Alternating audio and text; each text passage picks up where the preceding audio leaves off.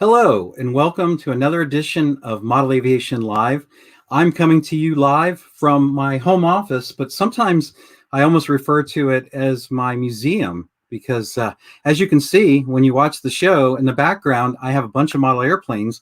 And what you can't see is just off camera to my right, I have a bookshelf, and it's full of books, a lot of aviation books, several of which are autographed. And I also have some aviation art in my office. Again, a lot of it, unfortunately, you can't see due to the camera, but I do have some Russell Smith aviation art. I've got a poster that I got that's right over here from when I went to Old Rhinebeck. And so in thinking about, in some ways my house being a museum, because I have an arcade in my house. I have autographs hanging on the wall. I have a lot of aviation memorabilia. I wanted to share with you an interesting product that I recently purchased. Now, this isn't a sponsored video. I paid for the product, but I thought you might find interest in the fact that I bought a display case, and the display case that I purchased, it's referred to as a modu case. And what it is it's an aluminum case that has, clear. It basically is an aluminum case that has clear plexiglass acrylic sides. So it's an aluminum frame. It's roughly 2 feet by 2 feet by 2 feet, and it comes with its own lighting, and you assemble it. And so here you see the case I'm referring to here on the Sideshow website. Now, there's other places that you can buy a modu case, but this Sideshow website is just one example of where you can buy the case. And Sideshow, if you don't know, they're really well known for selling collectible figures, mainly 1/6 scale. So if you wanted say a Batman figure or a Darth Vader figure, that's mainly what Sideshow does. But you can see that it offers you a lot of space. So if you had a radio collection that you wanted to display, if you had an engine collection that you want to display, here you see there's a nice Star Wars collection. It's really nice for that, and it's dust proof. It actually has seals that's supposed to keep all the dust out, and as I said, it has lighting, and it's also modular. So because it's an aluminum frame, if you want to stack another one on top, there's actual where in the aluminum frame where you can mount them together so they don't fall off, and you're allowed to go 3 high. So like if you're looking at the picture on the screen right now, there's 3 high, the second row over from the right. There's basically 3 of the cases I have 3 high. You can also, if you go right to the company's website, you can get custom cases that are twice as wide or twice as high. You can also get shelves. So for like the case that I have, the case that you're seeing here, which in my case, I have a chess set. I have a Doctor Who chess set in my case. That's what I'm using it for. But there's a shelf. It doesn't come with the case, but you can buy either a full shelf or a half shelf that allows you to even get more space in your case. So if you want a full shelf and have 2 tiers, you can do that. The half shelf is from halfway back all the way to the back of the shelf. So I just wanted to share that because I know a lot of us have some really cool stuff around model aviation. Like I said, maybe you have an engine collection. Maybe you have some antique radios. Maybe you have some small, like a free flight aircraft. I mean, obviously, it's only you only have about 2 feet to display, but if you might have some small aircraft you want to display. So I thought it was kind of a really neat case. Right there, you see a picture. That's my Doctor Who chess set that came out in 1992 from Danbury Mint. Just one example. In that picture, I have the 2 lights. It has 2 spotlights, LED spotlights, and those are on. So you can just kind of get an idea how I'm using the case. But I could foresee myself getting another case because I have a really nice collection of vintage radios, and that could be a great way to display that. So again, just kind of wanted to share that because it's working out really well for me. Although it is encroaching on my desk, I have to tell you that right next to me here is the case. What you just saw is just a foot from my laptop. But if I get 2 more cases, I'm probably going to end up putting them on the floor in here and stacking them. But I hope that you find that useful. And, maybe if, like I said, if you have a collection, and especially if you don't like dust in your collection, because in the past I displayed my radios on a bookshelf, but they always got dusty. So later I moved them to a curio cabinet, but this might be a better solution for you if you don't have the space or want the size of a full curio cabinet. Another piece of information that I wanted to share that just came up recently is I've switched to lithium batteries when I have a transmitter that maybe doesn't have a rechargeable battery, or really anything. My remote controls, my smoke detectors in my home, I've switched to lithium batteries, and let me explain why. So, as I mentioned, and if you saw the first episode of Model Aviation Live, I actually have an arcade in my house. So I have pinball machines and I have arcade machines. And a lot of these machines take batteries, usually it's AA batteries, and they're on the board. So if those batteries leak, it can destroy the board, it can damage the board or destroy it. So you could have, say you have a Pac-Man arcade machine and it has batteries on the board and they leak, we're talking hundreds of dollars of damage. So that's when I first found out about the lithium batteries, is that most everybody that has arcade machines and pinball machines uses the lithium batteries. They do not leak. They're guaranteed not to leak. And they also have a shelf life of about 20 years. The ones that are in my radio, that's a DX5 Surface radio. And the ones that I put in there have a shelf life to 2040. So they have a lot better shelf life than regular batteries. And like I said, the biggest thing is they don't leak. So that's why we use them in pinball machines and arcade machines. But I've since converted now everything I have that takes batteries that are not rechargeable. So I wanted to share that tidbit too, because you might find that that might be helpful for you in the future, especially if it's an item that you don't check too often. Because, we all hate when we open up our remote control and the batteries have leaked and we have to go try to clean that out. So again, this isn't sponsored content or anything like that. I'm just sharing with you something that I just shared with someone a week ago. And they said, I had no idea that, lithium batteries existed and that they don't leak. So I wanted to share that with you as well. So today on the show, I have two special guests. A lot of times people think, see me as maybe the face of Model Aviation and Park Pilot because I'm the editor. My picture is obviously in the magazine, but clearly there's a whole team of people that make our magazines happen. Just like there's a whole team of AMA that handles every need of our members. We have people that work in education, and we have people that work in member services, and people that help with club assistance, and the museum. I mean, there's a lot of people that make things happen on a day-to-day basis. And when it comes to the magazine, I have a team of people that I rely on to make sure that we get our magazines out on time, to ensure that we're giving you the best possible magazine we can. And I even want to point out that when we do surveys, when we survey the membership, usually we'll survey about 5,000 members to kind of get the pulse of our membership. And we'll ask them, what's the number one member benefit? And it's always one of two things. It's either the insurance or it's the magazine. So depending on the survey, it's probably 50-50. Half the time members say the number one member benefit is the magazine. Half the time people say it's insurance. So obviously we want to give you the best magazine we possibly can, whether it's Model Aviation or it's Park Pilot. So as I said, there's a team of staff members who make that possible, who write, who edit, who do the artwork and the design and the layout. So we can't bring the whole team on today. It would be a lot of people. And in fact, one of the team members is actually away. But I want to go ahead and bring on a couple of team members and introduce them to you if you haven't, talk to them at an event or haven't ever been to the AMA to meet them. I mean, these are people that you may have never, ever met before. And I want to bring them on, and we want to talk to you a little bit about the magazine, answer your questions about the magazine. We're going to share some upcoming articles in the magazine. So let's go ahead and bring out Rachelle and Lynn. Welcome. Hi, Jay. Hi.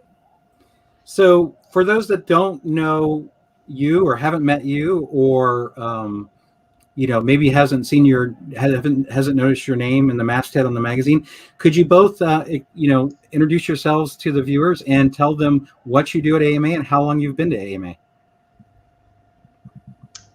Well, hi, everybody. I am the art director at AMA. I am responsible for the layouts from cover to cover of both of our publications, Model Aviation and Park Pilot, and as well as a little bit of branding, working with the creative team on other projects that are needed for our various departments here at AMA. Hi, everyone. I'm Rachelle. I'm a staff writer and a copy editor. You may have seen some of my articles in Model Aviation and Park Pilot. I go to events and take photos and interview people. Usually once here at Muncie. I've been to some control line events and free flight events and a giant scale event, which was really fun. And I also work on Nets News. So you'll probably be seeing me this summer wandering around the IAC. Well, I'm happy to have you both on the show. And as I said, talk a little bit about what we do to make the magazines. When it's Model Aviation, obviously it's every month. And when it's Park Pilot, it's every quarter. So let's talk a little bit about when we get our magazine, or, you know, when we in the office get our magazine, or when a member gets a magazine, you know, I would arguably say the most important image is the cover image, because if that doesn't draw you in, if you don't see something that you like about the cover or interests you about the cover, then it may not make you crack the magazine open and look what's inside. So Lynn, what do you, when, you know, obviously we work together on covers, but from your viewpoint, you know, what do you look for when we have a group of photos to choose from? What's important, do you think, or what do you look for in picking the cover image? Well, sometimes we'll highlight a specific product that's getting ready to come out, or something that we at AMA are excited about. We've done things like the beta, which was really cool. And things like this case for June, especially coming up, and even for July, it's really great to have a chance to feature something that is more to bring connection, kind of featuring people and their relationship to the hobby and the joy that they experience in the hobby. So just like with the June cover, we have the Donnellys on that front cover, father and daughter. And I just thought it was really neat to be able to bring out some of that enthusiasm that they're showing just in their expressions on their faces and being at an event, especially this year. So I thought that was a really good opportunity to bring out that photo. So obviously we don't have all the covers at the moment at our fingertips to share online, but is there a cover you would say that from what the members have received thus far for the magazine this year, would you say that there's a cover that's your favorite, Lynn? So far, well, maybe the next one after that's coming up that Okay. we're finishing up, but I don't want to give away too much right away. We can talk about that later. Okay, well, just to let everyone know, we're going to show you the cover later, the cover that Lynn just mentioned. So you just saw the June cover. We're also going to show you the July cover, but that's going to be towards the end of the show. So when you see it, you'll know that that's Lynn's favorite cover. Rachel, do you have a favorite cover this year that members would have seen? I would say definitely the April issue. That was my favorite. That was when I did a story about the Toledo show coming to an end. And I got the chance to go to our museum and go back through some old photos from when it began. And it was just really great to see how things changed throughout the years and how the crowds grew and then they eventually shrunk. But I think Lynn really knocked it out of the park with that cover. The way, if you haven't seen it, it's kind of black and white, and then she added some shades into it and some color to it. I think it just really stands out, and it's just something refreshing and different from what we've had before. Well, I think it was really neat being a black and white cover because, you know, our magazine's almost always color, and it's neat to sometimes showcase that because, you know, that's how the photo came. We received it that way, and it was taken, as you said, at Toledo, and it actually showed the AMA booth at the trade show from, I believe it was 1981. So, you know, 30 years ago, it showed our booth at the Toledo show. So that was really neat. So I would agree that one is definitely, you know, one of my favorites, but I'm also really excited. You know, I don't want to get people too excited because they can't see it yet, but I'm really excited when we unveil the July cover for you. There we go. There's the Toledo show cover that we were referencing in the Toledo article. And because we told the whole history of Toledo, a lot of the photography we got was in black and white. And but it was really, I felt it was really a great opportunity to tell that story because I think a lot of us who went to that show over the years, myself included, you know, this year when it rolled around, when the show would normally take place, we were fortunate there was an event, there was a swap meet that took place of what was previously the Toledo show, but it wasn't quite the same as the Toledo show. I mean, obviously that was also a trade show. And then the new show we're hoping it continues to grow, and it may be in the future a little bit more like Toledo. But we wanted to kind of pay tribute to the show that people have gone to for so many years. And so I thought it was the right timing was to put the magazine out about the time that article would come out. And so I think that's a great example of an article. So talking a little bit about staff writing, Rachel, with you being the staff writer, you get to interview people a lot. As you said, you go to events. And so obviously you get to meet some of our members coming to AMA. You know, we have people on site, or they come and visit the museum, or they come in. But I tell everybody it's a real advantage to be able to go to an event and meet our members. I mean, what's that experience been like for you to go to events and meet our members, and especially if you're covering an event, and you know, because I'm sure there's appreciation for that. I would have to say that's probably my favorite part of my job, is going out and meeting members. And some people are like surprised that someone from AMA would come to their event, like they thought, oh, my big event's not a big deal. But, you know, when I show up and they're like, oh, my goodness, you're here. Sometimes they treat me like royalty, which is kind of funny. Or like they'll be like, do you need some water? Do you need a snack? Do you need a golf cart? And then sometimes they, like one person wanted my autograph. That was kind of odd for me. But then they're also super thankful that someone is there and that AMA cares about their events and cares about their clubs and cares about their members. And I love to meet them. I love to hear their backgrounds. I love to find out what makes them so passionate about model aviation and AMA. And I've made some great friends along the way. One of the events I got to go to, I'm really glad I got to go to it. It was the final Brodeck fly-in. Ended up, I believe they're not going to have that event anymore since John passed away, but I'm thankful I got to go and see John and meet John in person and see his museum and see where he lived and all those things. And then I met some great modelers there. And then the good thing about going to events is you make all these contacts that you can later call on if you need something. Like if I'm having trouble with identifying an airplane, or I need to check some kind of fact, I can contact them and they'll help me out. I have a lot of good friends like that. You know, I think it's important to point out, and I've said this at least once before, that attending an event and seeing an event through the lens of a camera is much different than just attending an event.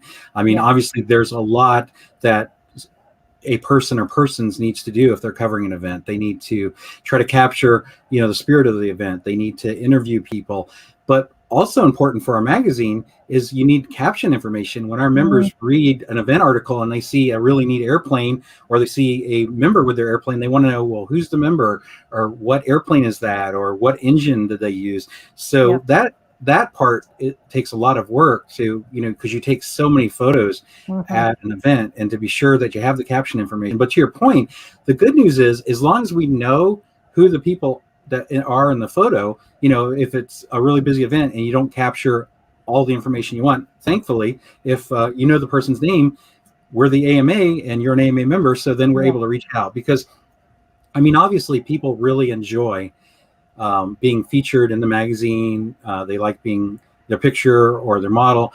And to that point, I want to mention, and we can all talk about this, but I want to mention that there are other ways for our members to be featured in our magazine. I mean, beyond having been at an event and getting their picture taken, we have sections of the magazine, one of which is called Focal Point, where members can take a photo of them or a family member with their aircraft, and we run at least 2 pages of that every month. Sometimes if we have the space, we run 4 pages. This is a very popular section of the magazine. Now, as you can see on your screen, you don't necessarily have to be in the picture if you don't want, but a lot of times members like to be in the picture or have a family member in the picture. But this is your opportunity to share your project with us, your aircraft with us. Tell us a little bit about the aircraft, about, you know, how you built it, or how you came to own it, or about how it flies. I think it's really neat because obviously aircraft, different, you know, it can be anything. It can be a drone, you know, it can be a helicopter, a sailplane, anything. We enjoy sharing these projects. We like to see them. Our members like to see them. So Focal Point is one way. Viewfinder is another, where that's kind of more of it's just a single photo and it tells a story by the photo. Obviously, there is a little bit of text to go around it with it. So like we've had one in the past where like a member's son took his first flight, or his or her, in this case it was his, it obviously could be his or her first flight, but a member's son took his first flight and they wanted to share that. Or, in this case, about this refreshed Cessna. So again, it's another way to share a picture. Usually it's a single picture. Sometimes in this case it's two. And you can share that with us, and we want to share that with the readers. And then also, more specifically, to tell stories of our members, on the back page, we have I Am the AMA. And we do tell the stories sometimes of notable members. Maybe it's a rock star, or, maybe it's someone that's in movies and TV, or maybe, it's someone that's at NASA, or maybe it's whatever that case may be. But I want to make it clear that this is open to anyone. I mean, we're wanting to tell member stories. It's I Am the AMA, and every person who's an AMA member is the I. We all are the I's. So I am the AMA. So let me tell you something really quick about this one. This one happened because of this show. So I'm excited to share this with you. This right here, Jerry Thornton, this I Am the AMA happened because of this show. So if you're a regular watcher of this show, a few shows ago, I had my father on, and we talked about, my growing up and my aero modeling, and my father leaving the St. Petersburg Times to open the hobby shop that he had. Well, I said in the show that my father worked for another gentleman who flies airplanes, and his name is Jerry Thornton. So this gentleman right here, our I Am the AMA, used to be my father's boss at the St. Petersburg Times. As you can see, he's an AMA member and an aero modeler.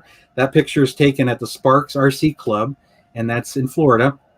And interesting, before I came to work for AMA, I worked for Xerox, which was literally almost exactly across the street from this flying field. I worked in an industrial park, and right across the street was the Sparks flying field. So I would go over to the Sparks flying field on my lunch hours because it was so close.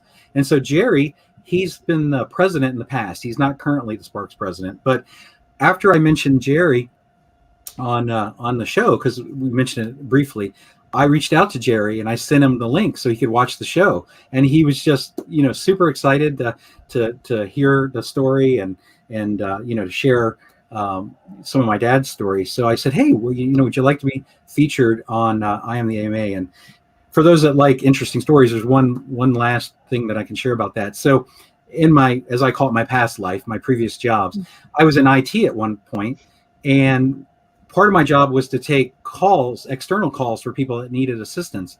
And Jerry Thornton right here called me for help for IT assistance. He's the only person in my entire IT career that I ever got a phone call from that I knew.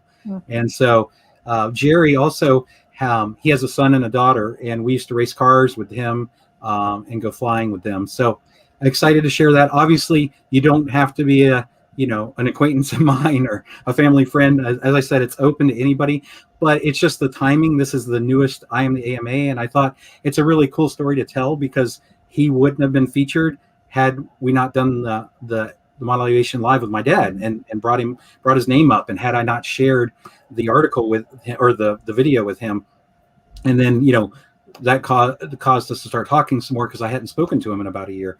So that's kind of a neat way. So to kind of close out that segment of what I wanted to share. So we have these sections: focal point, viewfinder, and I Am the AMA.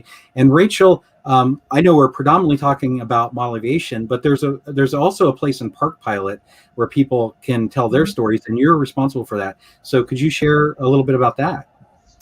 That's called The Other Side of the Tree Line. It's in every issue of Park Pilot. Park Pilot comes out 4 times a year. We're currently working on the summer issue, and my person for that is a free flight modeler, who happens to be the vice president of the Flying Aces Club.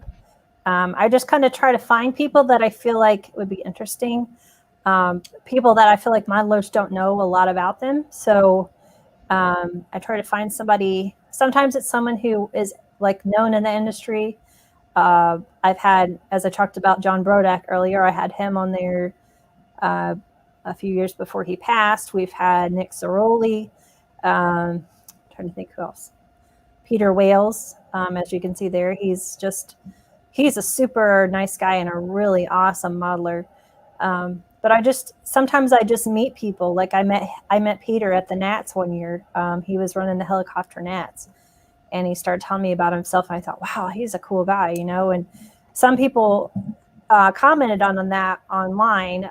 We get comments on parkpilot.com, and they're like, I didn't know that about Peter. I didn't know this about Peter. And I'm so glad I got to know him a little more personally and know more about his life and how he got started, because the way he got started is really cool. So I just enjoy that. I love to learn more about people and what makes them tick and what got them into the hobby and why they love the hobby so much.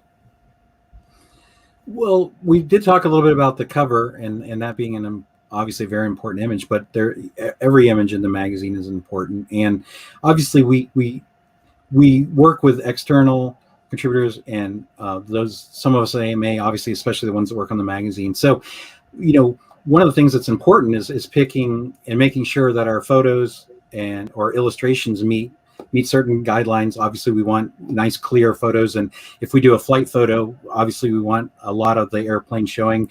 But there's a lot more to it than that when it comes to picking out the photos and doing what we call our layouts. You know, basically, if it, like, say it's in a review and it's 4 pages, you know, how we place those photos and, you know, which ones are larger and which ones are smaller. And so I want to talk a little bit with you, Lynn, about that. When you are approaching, whether it's a column or it's a feature, you know, can you take viewers through what the thought process is, or how you go about laying out a feature?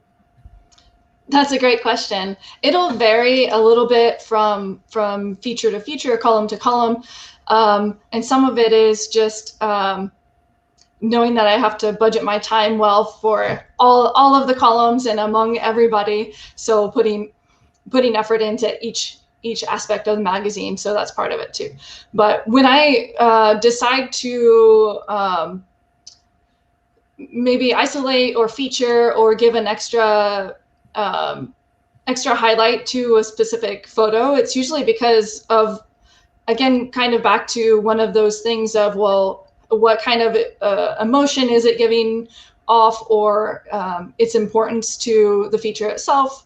It could be the colors or the positioning of the people or the background, or it's really just dependent on a number of things. So a lot of times I look for things to look pretty. Of course, that's part of my job. But then beyond that, I get to read through some of the aspects of what's happening in the article and then go from there. So I let that lead the way on some of my decision making as well. So like, yeah, with the airplane kits, I let the photos do a lot of the speaking, because again, we're going back to sort of a nostalgic feel, and I didn't want to fuss with too many newer graphics or anything like that. I really wanted the kits themselves and like that airplane right on that on top of that lead photo, just to speak for kind of what we're getting into when we begin to read that article. Yeah, that article that Pat Triddle wrote for us was a really neat article to kind of look at the difference between the vintage kits and the newer laser cut kits, because there certainly are a lot of differences. But I think that obviously, like we talked about, the imagery is very important. And what is the saying? An image is worth 1,000 words, I think, is the saying that people usually say. So I think it's definitely a fun part of the process to try to figure out, you know, which photos are the best to use. And obviously it's better if we have more is better, you know, and I always tell our contributors that if we may only use 8 photos or 10 photos, but if we have 16 photos to choose from or 20 photos to choose from, for those that might be interested in contributing in the future, maybe they haven't contributed in the past, from your perspective, Lynn, and thinking specifically about photos, what would you say are the most important things that someone should think about as far as submitting photos? Aside from the regular specs, I think composition helps a lot. I don't like to have a lot of clutter in the backgrounds unless it's specifically about like somebody's workshop, then kind of clutter is supposed to happen. But aside from that, having good lighting, making sure that we know what we're supposed to be looking at, and that the lighting reflects the colors in terms of the products themselves, especially that we're working with, that the lighting reflects the colors of the actual item itself. So not taking photos at nighttime where the shadows are off or the color is a little bit weird, that kind of thing. We just received a question. Please feel free to leave comments or ask questions, but we just got one from Ronnie. It says, Lynn, did you do the artwork for the Sky Bunny postal contest? Yes, I did. Thank you so much for that question. And I remember, I think it was you guys who were requesting that, like the EPS of that file so you could use it for trophies or something like that. So I thought that was really neat that you guys responded that way. It's that's really special to me, by the way, for anybody to pay attention to that kind of thing, because it is, again, it's what I do, and I like to make things look good and kind of relate to the topic. And so when you folks notice that, it means a lot to me. Yeah, he stated in his comment they used it on the trophy, so that's really neat, and we appreciate you inquiring about that, Ronnie, and we're glad that we were able to help you out with that. That makes an interesting point too, is we're here because of you, because of the members, and we try to put out the best magazine we can. And so oftentimes people will reach out to me and say, or like in this case, they reached out to Lynn, but they'll say, hey, can we use this photo? Or, hey, can you send us a PDF of this article? Like maybe you covered an event at our club, and can we have a PDF of this article? Because we want to share it with the Chamber of Commerce, or we want to, share it with our community, or, our club, you had a great article about building, and we want to share it at our club meeting. I want you to know that we support that fully. People will reach out to me and ask for that. All we ask is that, you obviously credit the source, be it Model Aviation Magazine or Park Pilot Magazine, but we're happy to share, the things that appear in the magazine with you, because, obviously it's great to get the word out. I mean, like, especially from like a club standpoint, it's great to get the word out in your community. The things that are being done, like if you're doing a training session and you're welcoming the community to come, like say after Christmas, you're welcoming anybody that got a model airplane, helicopter, drone to come out to your club.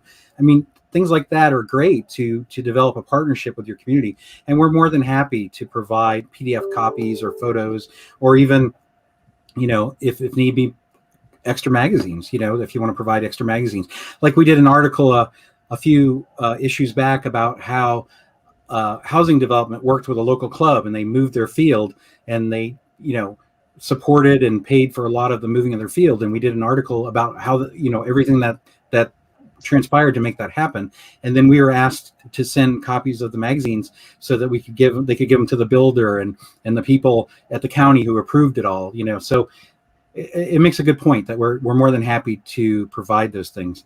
Rachel, we talked a little bit about what's important about the photos that go on the magazine. So for you, as a photographer, as a staff writer, when you go to cover an event, what do you look for? What are you looking to take photos of, or what's most important to you? I mean, it might vary by event, but what's most important to you to showcase? I would say my favorite thing that I look for is emotions. Like, I try to find an emotion that kind of captures the spirit of the event. Like whether it's somebody giving someone a high five for a good flight, or someone crying about something sentimental, or people just drooling over their airplanes, so to speak. But yeah, I try to find the emotions. That's the first thing I look for. I mean, I would pick a picture with emotion in it over just a plain static shot of an airplane.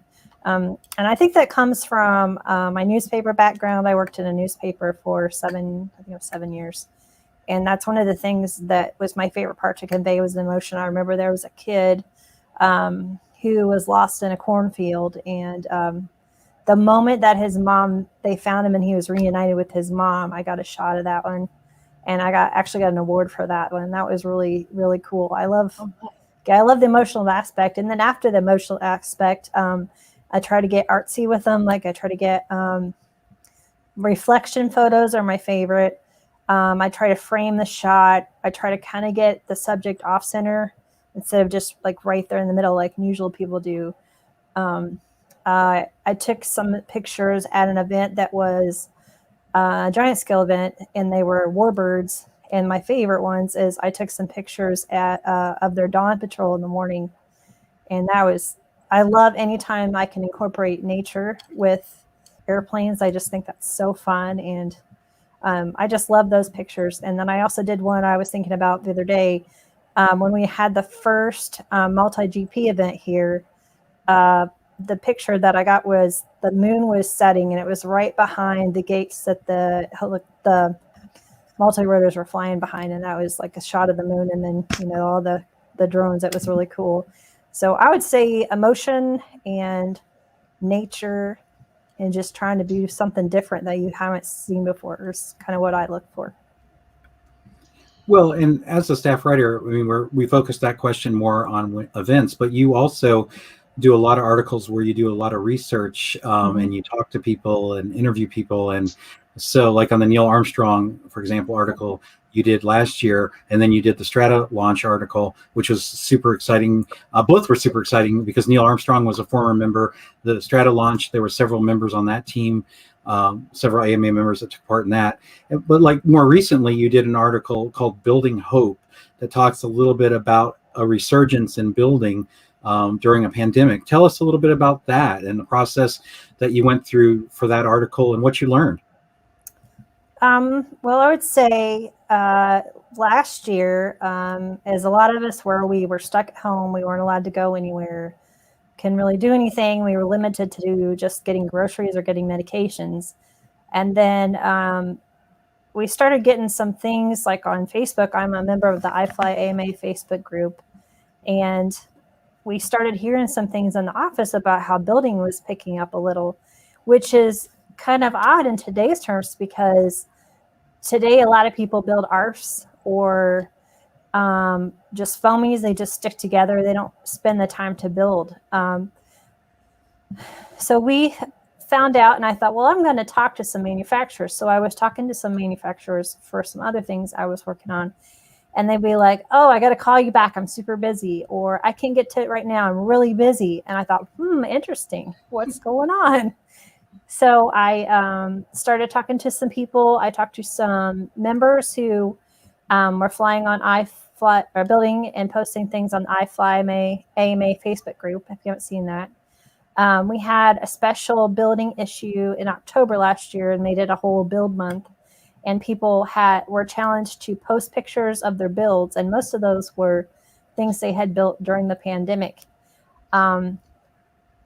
So we got that information, and so I talked to a whole bunch of manufacturers, probably about 5, the smaller ones, it's not the bigger ones. And then I talked to some members. One of them had built a long time ago and got away from it when his kids were born, which is pretty normal for people. Life changes sometimes get in the way. And he started getting back into it.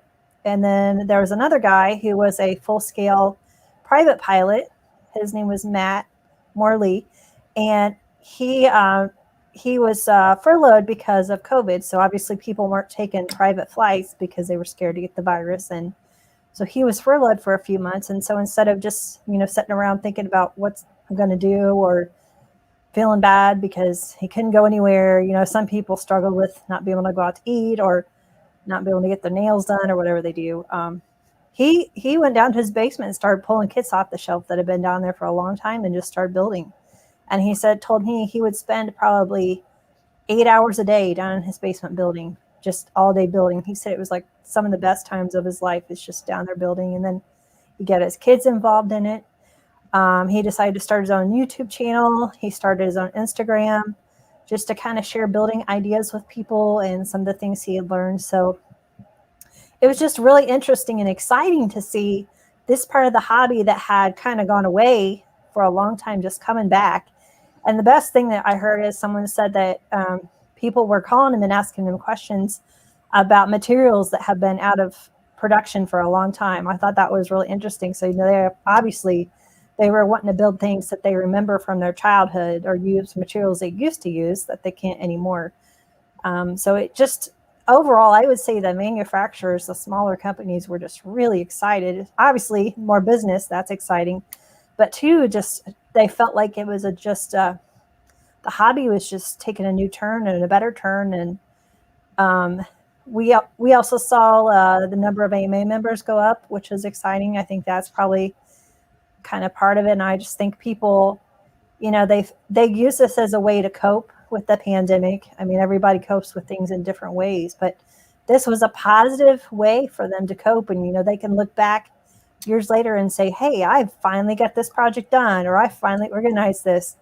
You know, and some of the projects had been like airplanes that had crashed and they just sat it on the shelf and left it alone. Or some of them were kits they'd had for 5 or 6 years and they thought, you know, I'll get to it someday. Well, this was someday. They did it. So they were all really happy that they accomplished so much, and they just want to keep going. They want to keep building. They don't want to quit. Well, hopefully we'll see some of these projects show up in Focal Point that we talked about earlier. Mm-hmm.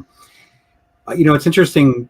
The picture that we had on screen is interesting in that, you know, Lynn, you made a comment that you don't like cluttered photos unless it's a workshop, and obviously that one was a workshop. You know, I think another interesting thing to make people aware of, if they don't know, when people do want to, you know, submit a Focal Point or a viewfinder or maybe an I Am the AMA, the magazine has lead times, and people don't always understand that. So sometimes I'll say, well, I just sent you, you know, I sent you my photo and I got the next magazine and it wasn't in there. Maybe if you could explain just briefly, Lynn, about, you know, the lead times and why someone wouldn't see their photo maybe, or even if they've provided an article, why the next month it's not going to be in their mailbox. Yeah, that's another really interesting thing to think about too, because I have to look at a calendar so often because I don't even remember what month we're literally in, because we tend to work 2 to 3 months in advance on each of our publications. And so, and that's on my part too. So as far as the editorial stuff, we may even be farther out in planning than just that. So it takes a lot of planning, a lot of organizing, and then to be back and forth communicating with all of our contributors. That takes a lot of time, and to put together a magazine month to month, it definitely has to be planned ahead. Well, Victor just said, I got my Focal Point in from December 2020, so I know it's coming soon.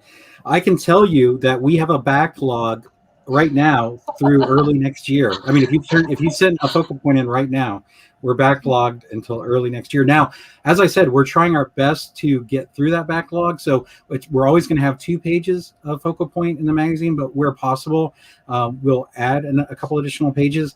And maybe just for knowledge of the viewers, it might also help if you wouldn't mind mentioning, Lynn, why we can't just add another page when we lay out the magazine. How does that work, or why can't we just add another page? Another good question. We actually have to add pages in multiples of 4, so that if you look at a piece of paper, it's actually divided into 2 sides on front, and then the flip side, 2 sides on the back. And so because it's folded and creating that publication. So we can't just add a half a page or a page. We have to figure out what to do with 4 full pages in order to add or remove anything. And so that's why you'll see, for example, we've been really trying to get through that backlog of the Focal Points and adding 2 more pages. So it wouldn't be just 1 more page that we'd add a couple more pages in different sections to make sure that was a multiple of 4. Yeah, so as I said, it's mainly a Focal Point, even though we do print, if we do 2 pages, there's 8 projects there, but we do get so many of those that I would say that's more backlogged than Viewfinder or I Am the AMA. Another story that I'd like to talk a little bit about, and I think a lot of people are quite familiar with it, is the Mars helicopter. And I mean, it's been all over the news. I think, if I'm not mistaken, Anderson Cooper interviewed a couple of the people that worked on the project. And as I said, with the Stratolaunch project and a lot of the other things that are exciting in aviation, there is a component of aeromodelers that are involved. So we're really excited to tell the story of the Mars helicopter and Matt Keenan, who is an AMA member that was part of the design team. So again, we went and looked to Rachelle to tell this story and take care of the interview. So Rachelle, this is kind of a sneak peek for our viewers today or people that watch this later. But tell us a little bit about that story and what you learned there. So this all came about. I just randomly got an email that forwarded to me from a few different people that this guy named Matt, who I didn't know, said, "Hey, I'm involved in this little Mars project. Here's a picture of me with it." And I was like, "What is going on?" So I contacted him, and he was a super nice guy and super helpful. But what happened is he's a modeler. He flies indoor free flight and some micro RC. And he got hired by this company called Aviation, and it's in California, which is where he lives. And they got this contract with NASA and JPL to build a helicopter that could fly on Mars. So he used his background and his knowledge of models to build a helicopter.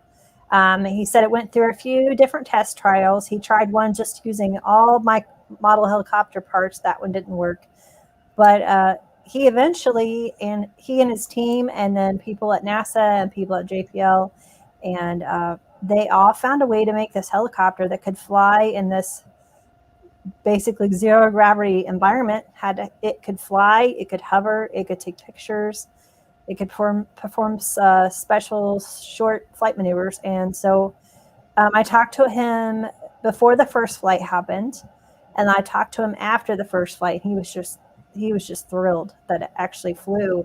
And then it flew 4 more times. And so he's just he's a really nice guy, really smart guy. He loves AMA. He wants the hobby to continue to grow.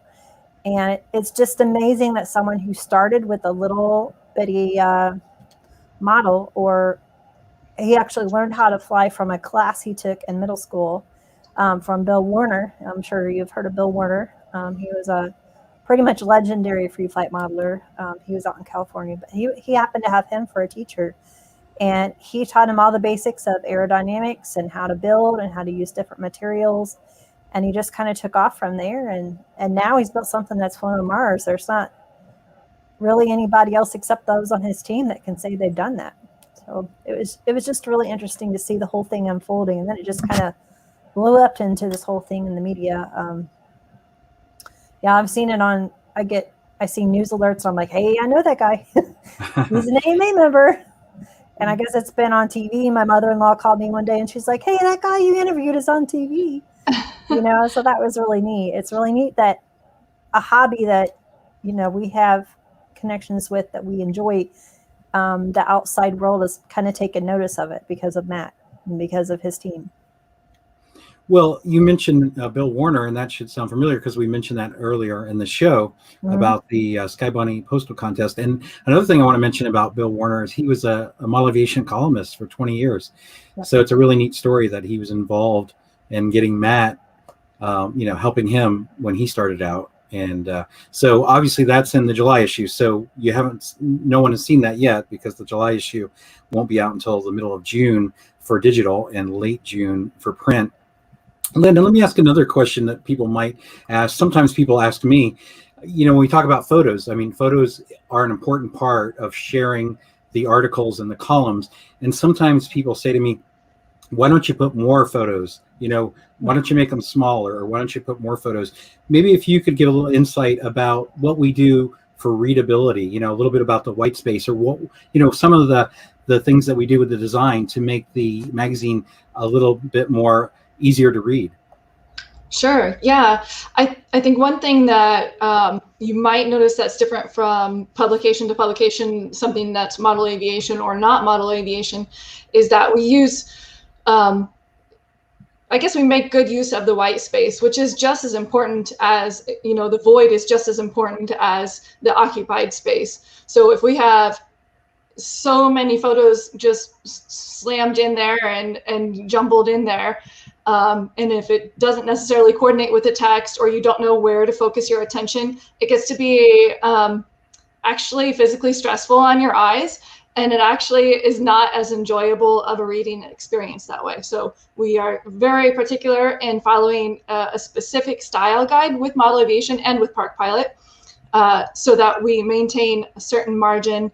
And with features, we have specific rules on the way our captions look and how far apart things are set from one another and that sort of thing. So it makes it an actually physically and experientially better situation when you're viewing the pages. Yeah. Well, and if we do have extra photos, we often include those in the digital edition. And for those that don't get the digital edition, those photos are put on modelaviation.com, because I've always wanted the print subscribers to get everything that digital subscribers get and vice versa. So when you join AMA, you have the choice. You can either choose print or you can choose digital with your subscription, or if you decide, you can pay $9.95 extra and get print and digital.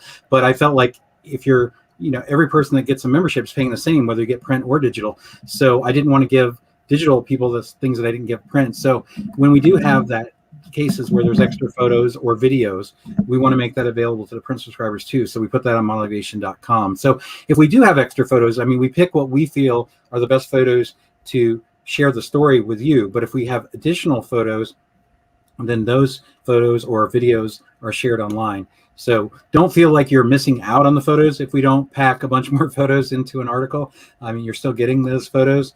And I see we have a district news page on here, and obviously that's an important part of the magazine too, because that gives the EC members the opportunity to tell the stories that are going on in their districts.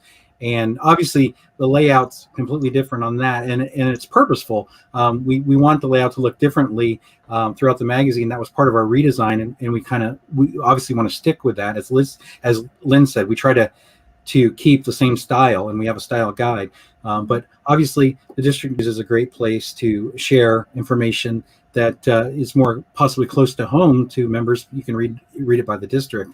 And I would say about model aviation specifically, I always tell people that what I think makes model aviation so great is that we cover all aspects of aero modeling.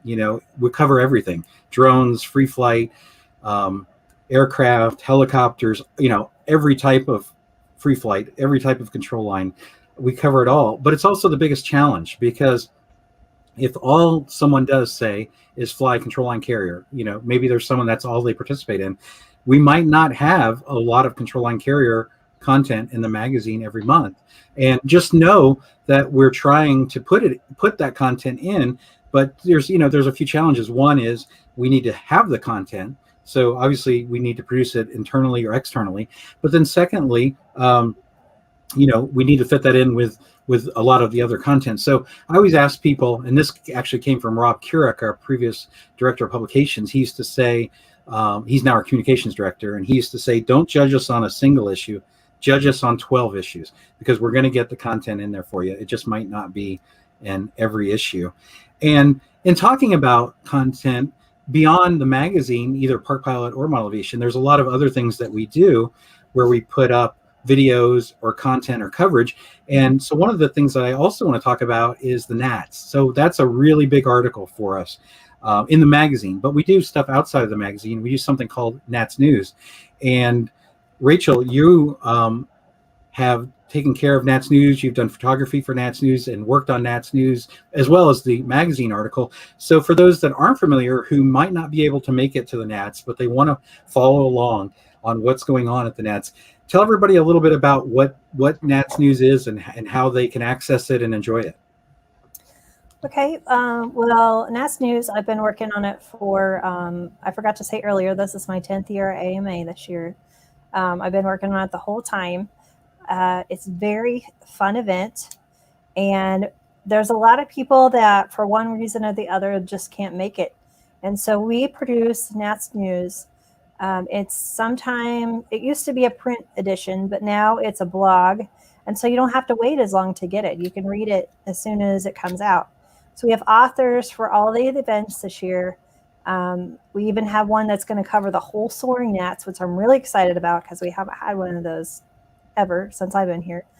And so what we do is we have special authors that go out and they cover the events, find out the scores, find out what happened, take pictures, and kind of give us an inside view of the event that we can't see, just as an observer. So those authors will be in contact with me this year, and I'll be putting together daily blogs with all that information in there.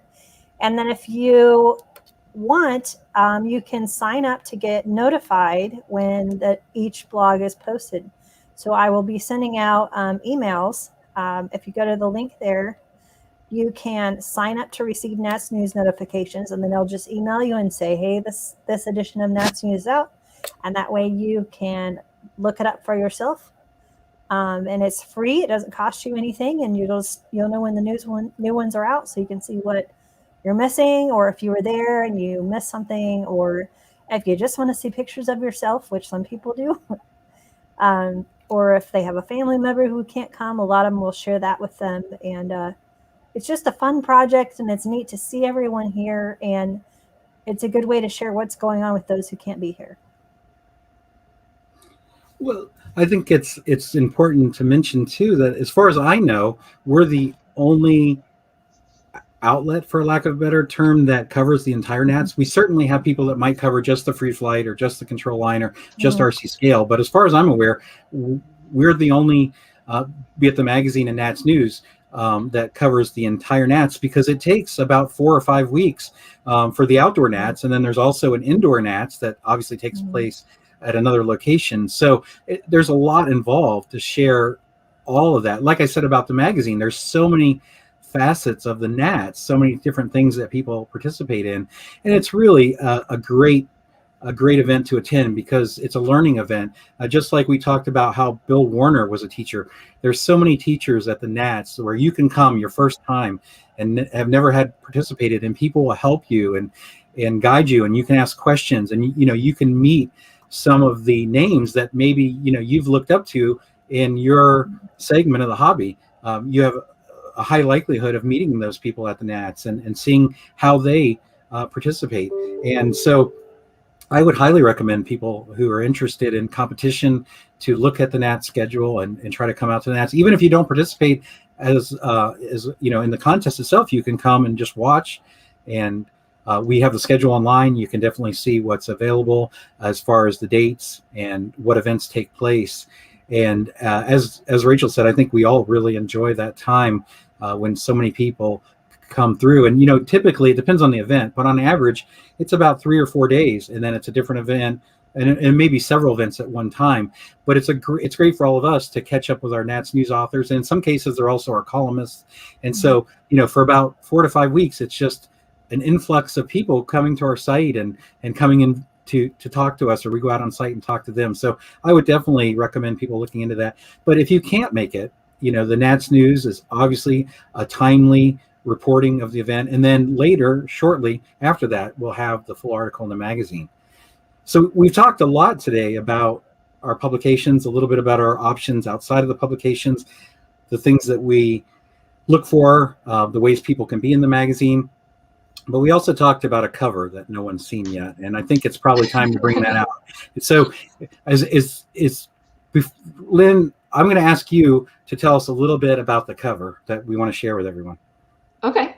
Well, it seems kind of funny because we were really excited about the aforementioned April issue being black and white, and it made me nervous to do that initially. But once we did it once, I was like, shoot, this is a really good one too. So here we go with Reginald Denny on the cover, and back to the whole, I don't know, I'm an old soul or whatever you want to call it. Yeah. These kids' faces are so excited. He's just the charismatic actor and modeler that you guys will get to read more about in the July issue, and that Jay has talked about before.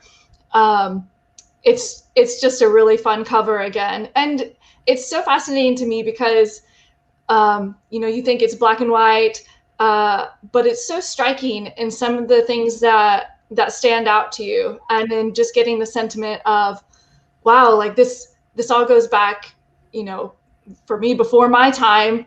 And all of these things are coming together and coming into play to build this hobby and industry as we know it today.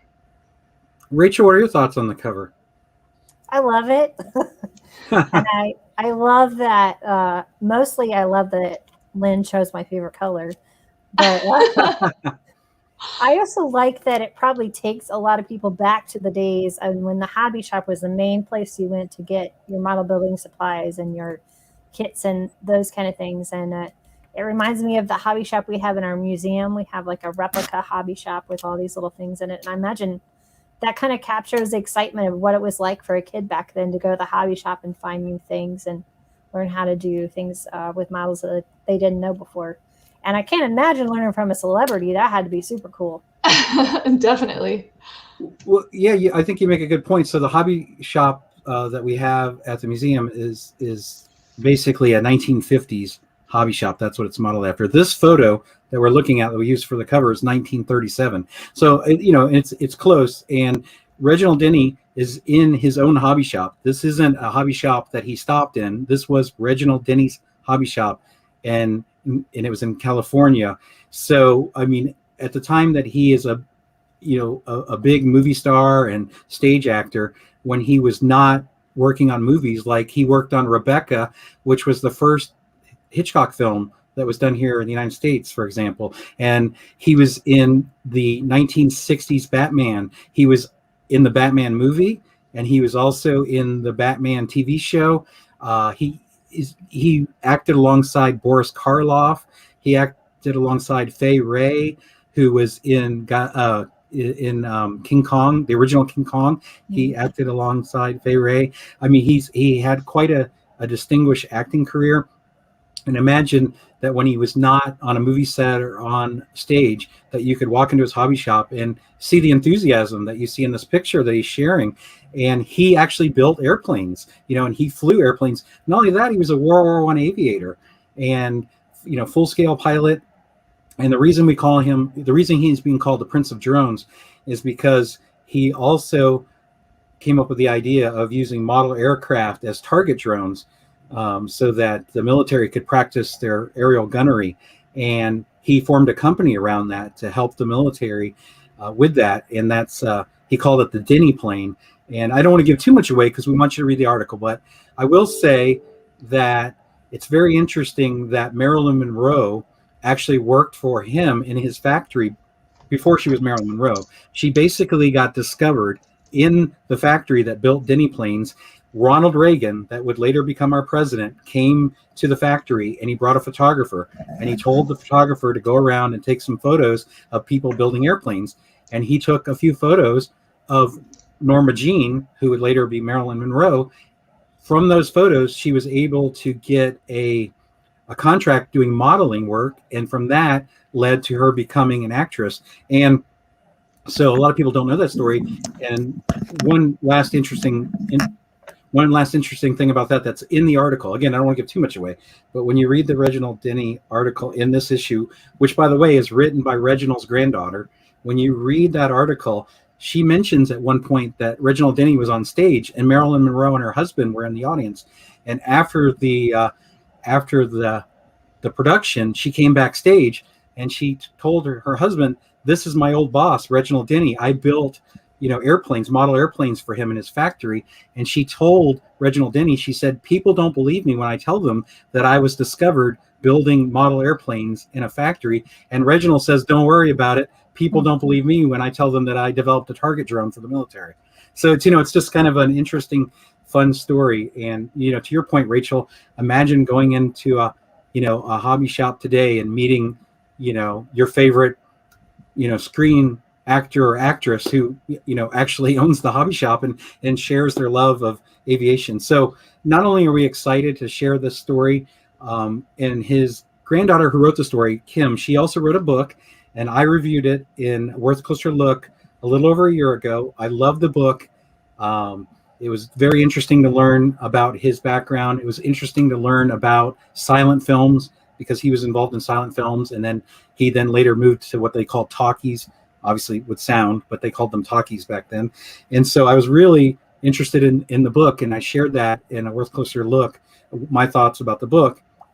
And we didn't want to publish this article right then because, we wanted those that were interested to read the book. But now it's been a little bit of time, and we talked about sharing the story in our magazine. And we're also hoping, Kim, his granddaughter, is hoping that this might lead to a movie. She's hoping that there'll be a movie about his life and about aero modeling. And I'm just so excited about that, because imagine if this becomes a movie and is shown across the world, how many more people that could bring into our hobby. So we're really excited to share the story in the magazine, but I'm also excited to tell you that his granddaughter, Kim, will be my guest next month. So if you join us next month for Model Aviation Live, we're going to talk all about Reginald Denny, about his hobby shop, about him being a World War I aviator, about him flying World War I airplanes in movies. We're going to talk about all of that. And so I hope everyone will take part in the next episode. That's Friday, June 18th. And we've run out of time, but before we close, I want to thank my guests today. I really appreciate Rachel and Lynn coming on. And I want to give you both a chance if you want to say any final words before we wrap up.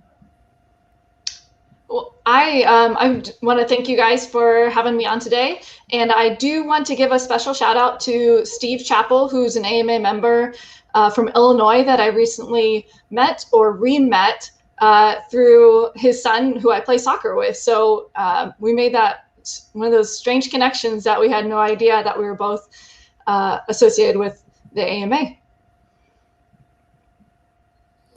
I just want to say thanks for having me on here, and it's been fun to share some of our member stories with all of you throughout the years. Thank you for when you send comments, whether they're positive or negative. We love your feedback, so we know what you want in the magazine. And make sure you read the July issue. It's going to be great. I'm really excited about this one. I think it's a good, solid issue this year. I'm also excited about the photos too. They're pretty divine. I love them. Yeah. Well, again, thank you both for being on the show. And it's been a great show to share a little bit more about what we do to produce Model Aviation and Park Pot magazines, as well as some of the other digital offerings. I look forward to the show next month on Friday, June 18th, and I hope that everyone will be able to join.